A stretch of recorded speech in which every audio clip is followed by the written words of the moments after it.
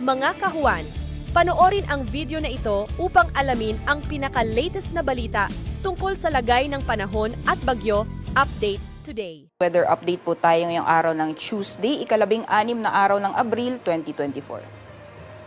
Unahin po muna natin yung mga weather systems na sa kasalukuyan ay nakakaapekto sa ilang bahagi ng ating bansa. Kung makikita po natin dito sa satellite image, medyo may mamataan po tayong mga kaulapan na nakakaapekto sa ilang bahagi ng Mindanao. And kung makikita po natin, medyo malawak po yung sakop ng mga kaulapan. Dulot po yung trough or extension ng isang low pressure area na nasa labas po ng ating Philippine Area of Responsibility at mababa po yung chance na ito ay magiging isang ganap na bagyo. And kung makikita po natin, yung mga kapal na kaulapan ay mostly nararanasan lamang sa karagatan, pero may ilang areas pa rin po sa Mindanao area na apektuhan nitong trough or extension ng low pressure area. So mostly dito sa southern portion ng Mindanao, posible po tayo makaranas na maghapon na maulap na papurin na may kasamang kalat-kalat mga pagulan, at sa nalalabing bahagi naman po ng Mindanao ay mostly magiging mataas lamang po yung chance na makaranas tayo ng mga isolated na mga pag-ulan. Sa nalalabing bahagi naman po ng ating bansa, kung nakikita po natin, kabaliktaran po yung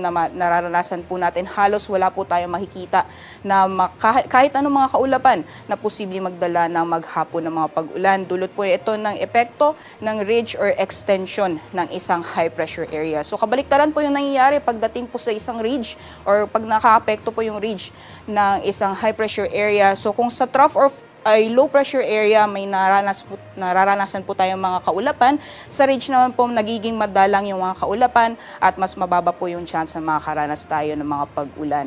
Kaya asahan po natin, dahil posible pong medyo magiging mababa po yung chance na may mga kaulapan na mabubuo, lalong-lalo na silang bahagi ng Northern at Central Luzon, magiging mainit po yung panahon at matataas po ng mga maximum temperatures ang mararanasan natin ngayong araw. So generally, fair weather conditions po tayo sa nalalabing bahagi ng ating bansa at may mga tsansa pa rin po na mga isolated na mga pag-ulan.